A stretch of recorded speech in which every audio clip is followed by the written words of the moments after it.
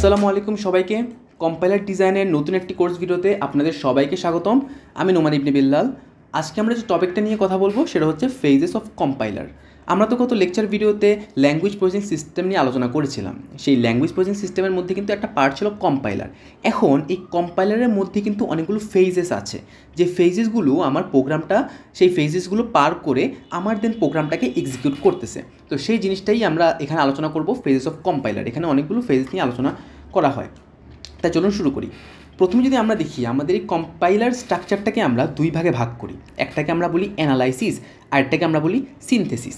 এই অ্যানালাইসিসের মধ্যে এই অ্যানালাইসিসকে আমরা এক কথায় বলে থাকি হচ্ছে ফ্রন্ট এন্ড। আমরা আশা করি ফ্রন্ট এন্ড এবং ব্যাক এন্ড নিয়ে আমরা যথেষ্ট পরিমাণে জানি। এটাকে আমরা বলি হচ্ছে ফ্রন্ট এন্ড। আমার এই যে সিনথেসিস পার্টটা আছে, এই সিনথেসিস পার্টটাকে আমরা বলি হচ্ছে মেশিন কোড, বা আমরা কাইন্ড অফ বলতে পারি ব্যাক এন্ড। মেশিন কোড বা আমরা বলতে পারি ব্যাক এন্ড।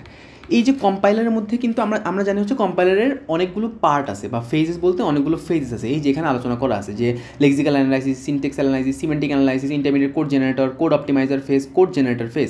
এখানে কিন্তু অনেকগুলো ফেজেস আছে। এই ফেজেসগুলোকেই কিন্তু আমরা এই দুইটা ক্যাটাগরির মধ্যে কিন্তু ভাগ করে থাকি। এই অ্যানালাইসিস যেটা আছে, অ্যানালাইসিসের মধ্যে আমার চারটা পার্ট আছে। একটাকে আমরা বলি লেক্সিক্যাল অ্যানালাইসিস, সিনট্যাক্স অ্যানালাইসিস বা অ্যানালাইজার, সিমেন্টিক অ্যানালাইজার এবং ইন্টারমিডিয়েট কোড অ্যানালাইজার। এই চারটা জিনিস হচ্ছে অ্যানালাইসিসের মধ্যে আছে। আর আমার সিনথেসিসের মধ্যে আছে কি কোড অপটিমাইজার এবং টার্গেট কোড জেনারেটর। এই দুইটা জিনিস, সিনথেসিস হচ্ছে দুইটা আর অ্যানালাইসিস হচ্ছে চারটা। এই মোট 6টা ফেজেস মিলে আমার একটা কম্পাইলার হয়ে থাকে। তো এখানে দ্য স্ট্রাকচার অফ কম্পাইলারের একটা বর্ণনা দেওয়া আছে যে the analysis part breaks up the source program into constitute pieces and imposes grammatical structure on them. এখানে জাস্ট একটা ব্যাখ্যা দেওয়া আছে যে আমার আলটিমেটলি কী হচ্ছে, যে আমার লেক্সিক্যাল অ্যানালাইসিস থেকে নিয়ে শুরু করে আমার যে অন্যান্য অ্যানালাইজারগুলো আছে সেগুলো আমার কী কাজ করতেছে, কেন এগুলোকে আমরা ব্রেকডাউন করতেছি, ওই জিনিসগুলোর একটা এখানে বর্ণনা দেওয়া আছে। সবার ফার্স্টে আমরা ফেজ অফ কম্পাইলারের এই সিনারিওটা আমরা একটু দেখি, এই ডায়াগ্রামটা একটু দেখি। এখানে আমার পুরো জিনিসটার একটা হোল বর্ণনা দিয়ে আছে যে কোনটা কোনটা এখানে আছে।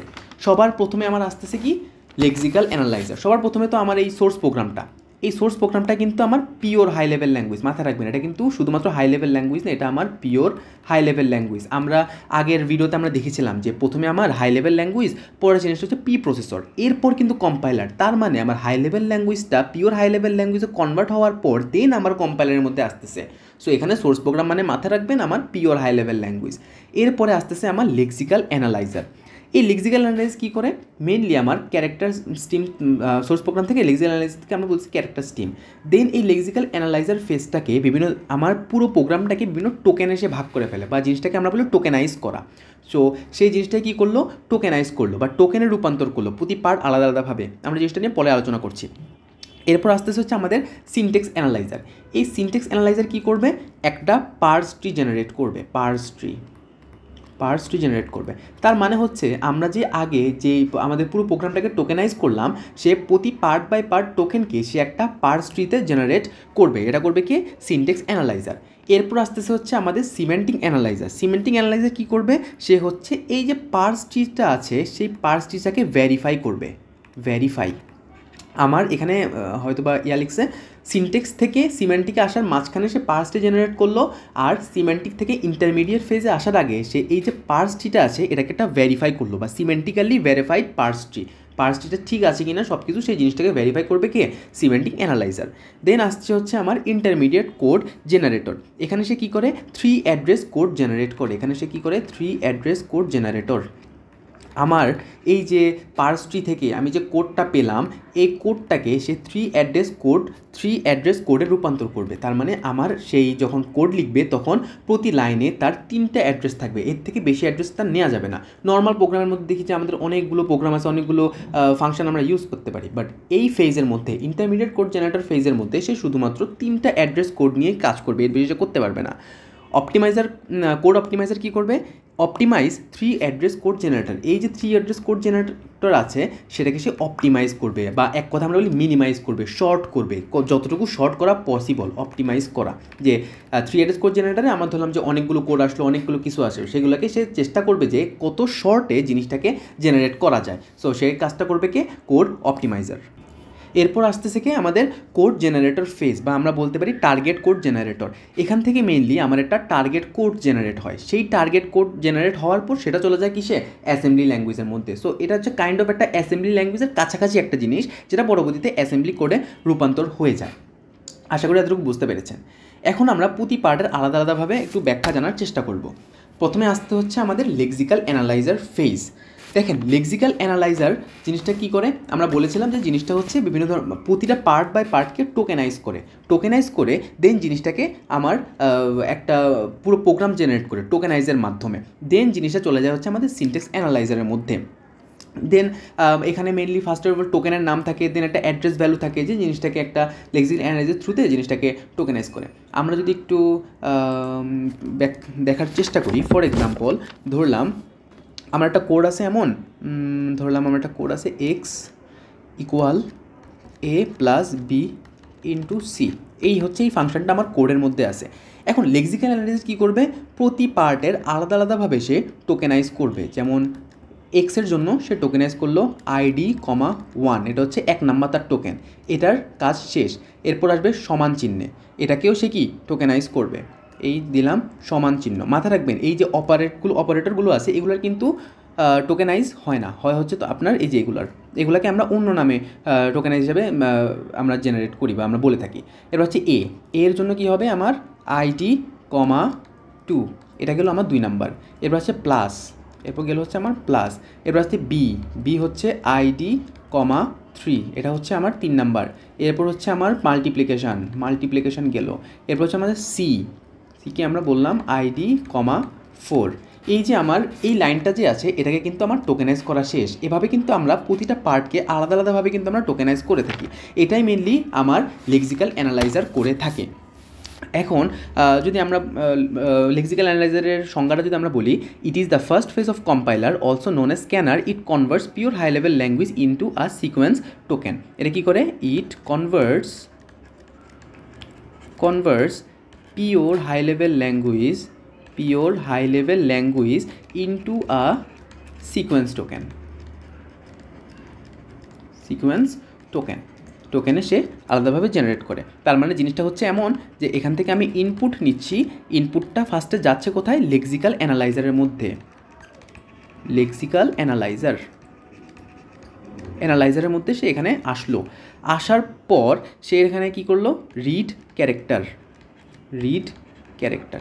এরপর সে এটাকে আবার ব্যাক করে দিবে, কিন্তু কিসের মাধ্যমে, পুশব্যাক এক্সট্রা ক্যারেক্টার। এটাকে আমরা বলি পুশব্যাক এক্সট্রা ক্যারেক্টারকে সে পুশব্যাক করে দিবে, এক্সট্রা ক্যারেক্টার। আর এখান থেকে সে কোথায় চলে যাবে, সে টোকেনাইজ করে জিনিসটা পাঠিয়ে দিবে কোথায়, সিনট্যাক্স অ্যানালাইজারের মধ্যে সে জিনিসটাকে পাস করে দিবে। এভাবেই মেনলি পুরো কাজটা হয়ে থাকে। আশা করি এতটুকু বুঝতে পেরেছেন। এখন যদি আমরা একটু টোকেন নিয়ে কথা বলি, যে টোকেন আসলে কী জিনিস। টোকেনকে আমরা বলে থাকি যে it is a sequence of character,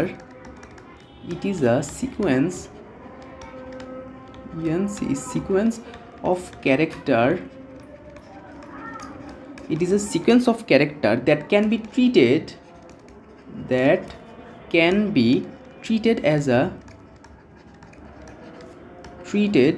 as a unit in the grammar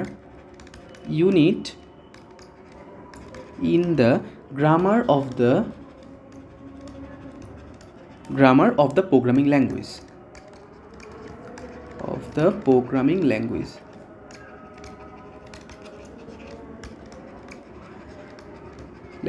তার মানে এটা হচ্ছে একটা সিকোয়েন্স, যে সিকোয়েন্সটা কী করে, আমার প্রতিটা ইউনিটকে আলাদা আলাদাভাবে ট্রিট করে জিনিসটাকে একটা টোকেনে সে ভাগ করে ফেলে। এটাকে আমরা বলতেছি হচ্ছে টোকেনাইজ করা।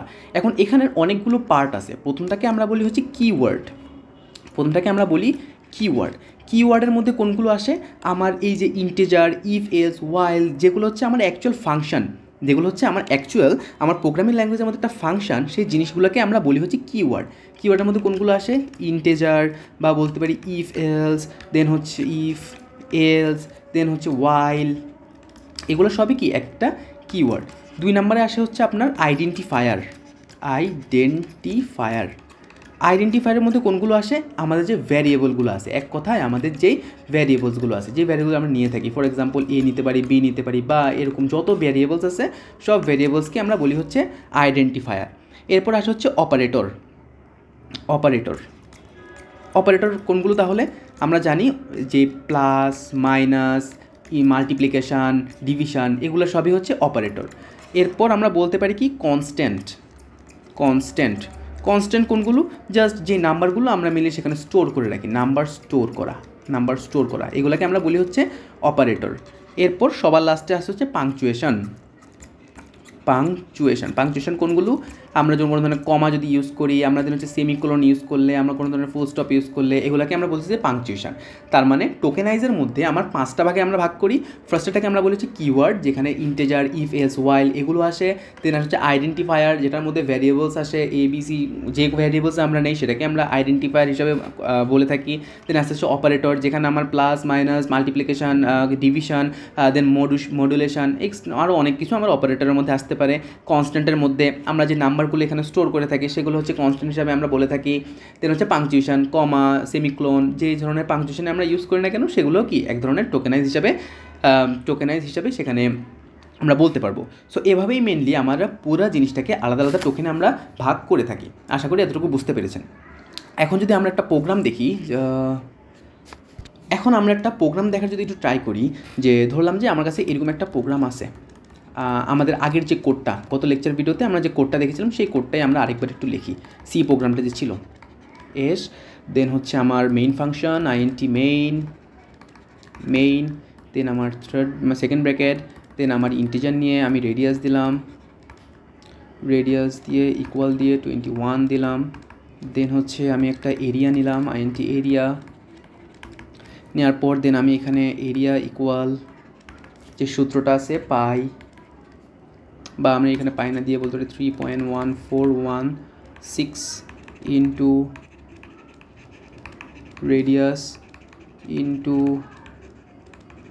রেডিয়াস সেমিক্লোন, দেন হচ্ছে প্রিন্ট। একটা জিনিস মাথায় রাখবেন, লেক্সিক্যাল অ্যানালাইজার যদি আমার প্রোগ্রামের মধ্যে কোনো ধরনের ইরর থাকে তাহলে কিন্তু সেটা লেক্সিক্যাল অ্যানালাইজার আমাকে ধরবে না, সে প্রতিটা পার্টকে আলাদা আলাদাভাবে টোকেনাইজ করে ফেলবে। ফর এক্সাম্পল আমি এখানে ইন্টিজার না দিয়ে ITN দিলাম, তারপরেও সেই জিনিসটাকে একটা টোকেনে জেনারেট করে ফেলবে। প্রিন্টএফের মধ্যে আমি F দিলাম না, তারপরেও সেই জিনিসটাকে একটা টোকেনে কনভার্ট করে ফেলবে। সে আমাকে ইরর হ্যান্ডেলিং সে করবে না। ইরর হ্যান্ডেলিং করার জন্য আমার সিনট্যাক্স অ্যানালাইজার, সিমেন্টিক অ্যানালাইজার আছে। দেন এখানে %D সেকেন্ড ব্র্যাকেট কমা দিয়ে এখানে এরিয়া দিলাম, প্রিন্ট করে ফেললাম। দেন আমার রিটার্ন জিরো, দেন আমার ব্র্যাকেট ক্লোজ। এই পুরো প্রোগ্রামটা আমার আছে। এখন এখান থেকে যদি আমাকে বলে কাউন্ট করার জন্য আমার পুরো প্রোগ্রামটার মধ্যে কয়টা টোকেন আছে, তাহলে আমরা কীভাবে কাউন্ট করব? ফার্স্ট অফ অল আমরা বলে আসছিলাম যে আমাদের এই লেক্সিক্যাল অ্যানালাইজার শুরু করবে কিন্তু পিওর হাই লেভেল ল্যাঙ্গুয়েজ থেকে। তার মানে প্রথম লাইনটার কিন্তু আমার পিওর হাই লেভেল ল্যাঙ্গুয়েজের মধ্যে আসবেই না, এই লাইনটা বাদ। তার মানে আমার টোকেনাইজ করা স্টার্ট করবে কোথা থেকে? এখান থেকে। তার মানে এই পুরো প্রোগ্রামের মধ্যে আমার কয়টা টোকেন আছে আমরা যদি একটু কাউন্ট করার ট্রাই করি। ইন্টিজার এটা হচ্ছে একটা, মেইন এটা 2 নাম্বার, এই প্রথম যে প্যারেন্থেসিস সেটা হচ্ছে একটা, সেকেন্ড প্যারেন্থেসিস এটা হচ্ছে 2টা। তার মানে প্রথম লাইনের মধ্যে আমার 4টা টোকেন আছে। দেন এই যে সেকেন্ড প্যারেন্থেসিস এইটা আমার আরেকটা টোকেন 5 নাম্বার। এখানে একটা ইন্টিজার 6, এটা একটা 7, সমান একটা 8, 21 একটা 9, এই যে আমার সেমিক্লোন একটা 10, 11, 12, 13, 14, 15, এই পুরোটা একটা 16, 17, 18, 19, 20, 21, এতটুকু পর্যন্ত আমার 21টা টোকেন। দেন 21, 22 হওয়ার পর এই প্রথম প্যারেন্থেসিস 22, 23, এর ভিতরের পুরোটা একটা 23, 24, এই একটা 25, 26, 27, 28, এগুলো পর্যন্ত আমার 28টা টোকেন আছে। দেন 28, 29, 30, 31, 32, তার মানে এখানে আমার টোটাল টোকেন আছে হচ্ছে 32টা। এই যে এখানে আমার যেই আপনার ইয়াগুলো আছে, অ্যাপোস্ট্রফিগুলো আছে, এই পুরো অ্যাপোস্ট্রফির মাঝখানে পুরোটাই কিন্তু একটা সে কাউন্ট করবে। ফর এক্সাম্পল আমার এরকম একটা আছে, প্রিন্টএফ দিয়ে বললাম ইন্টার নাম্বার। আমরা জানি এরকম কোনো আউটপুট দেখানোর জন্য কিন্তু আমার এরকম অ্যাপোস্ট্রফি দেওয়া লাগে।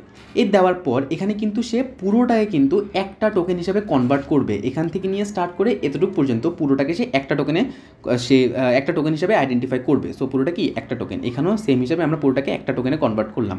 তার মানে এখানে টোটাল কয়টা টোকেন আছে? 32টা। এভাবে আমরা চাইলে আলাদা আলাদাভাবে টোকেনে কনভার্ট করতে পারবো।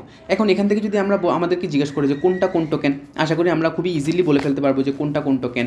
ইন্টেজার এটা কি আমার? এটা হচ্ছে এক ধরনের আমার কিওয়ার্ড। দেন মেইন এটাও এক ধরনের কিওয়ার্ড। এই আপনার ব্র্যাকেটগুলো কি? ব্র্যাকেটগুলো ছিল হচ্ছে আমার পাংচুয়েশন। তারপর হচ্ছে রেডিয়াস, এটা কি? আমার এক ধরনের ভ্যারিয়েবল। সো ভ্যারিয়েবলকে আমরা কিসে রাখছিলাম? আইডেন্টিফায়ারে। 21 এটা কনস্ট্যান্ট, সো এটা হচ্ছে না কনস্ট্যান্ট ভ্যারিয়েবল। দেন হচ্ছে আবার এরিয়া, এটা হচ্ছে আমার আইডেন্টিফায়ার। দেন হচ্ছে আমার প্রিন্টএফ, এটা কি? এটা হচ্ছে আমার কিওয়ার্ড। রিটার্ন, এটা হচ্ছে আমার কিওয়ার্ড। সো ওইরকমভাবে আমরা চাইলে আলাদা আলাদাভাবে প্রত্যেকটা টোকেনকেই কিন্তু আমরা ক্যারেক্টারাইজ করতে পারি আমাদের যে 5টা ধাপ ছিল, কিওয়ার্ড, আইডেন্টিফায়ার, অপারেটর, কনস্ট্যান্ট এবং পাংচুয়েশনের মাধ্যমে। তারপর এভাবে যদি আমাদেরকে বলে যে এখানে কয়টা টোকেন আছে, আমরা আশা করি সেখানে কাউন্ট করতে পারবো যে এখানে টোটাল কয়টা টোকেন আছে। বাট যদি আমাকে আলাদাভাবে স্পেসিফিক্যালি বলে যে ধরলাম আমার এই লাইনটাকে আমার টোকেনাইজ করতে, তাহলে সেটাকে আমরা কীভাবে করবো? একটু আগে আমরা দেখেছিলাম প্রতিটার জন্য আলাদা আলাদাভাবে টোকেনে আমরা কনভার্ট করবো, যেটা ID1 ID2 এভাবে করতাম। ইন্টিজারের জন্য আমরা এভাবে লিখবো ID,1, দেন হচ্ছে রেডিয়াস, এটা হচ্ছে 2 নাম্বার, ID,2, দেন হচ্ছে সমান চিহ্ন দিলাম, আর এটা হচ্ছে 21, এবার হচ্ছে 21। সো এভাবে আমরা প্রতি লাইনের আলাদা আলাদাভাবে টোকেনাইজ করতে পারবো। আশা করি এতটুকু বুঝতে পেরেছেন। আজকের ভিডিও এ পর্যন্তই থাকবে। পরবর্তী লেকচার ভিডিওগুলোর মধ্যে আমরা সিনট্যাক্স অ্যানালাইজার, সিমেন্টিক অ্যানালাইজার তারা কীভাবে পারফর্ম করে, পার্সটি কীভাবে জেনারেট করা হয় সেই নিয়ে একটু আলোচনা করব। তো ভিডিওটা ভালো লাগলে লাইক করবেন, শেয়ার করবেন আর সাবস্ক্রাইব করতে ভুলবেন না। ধন্যবাদ সবাইকে।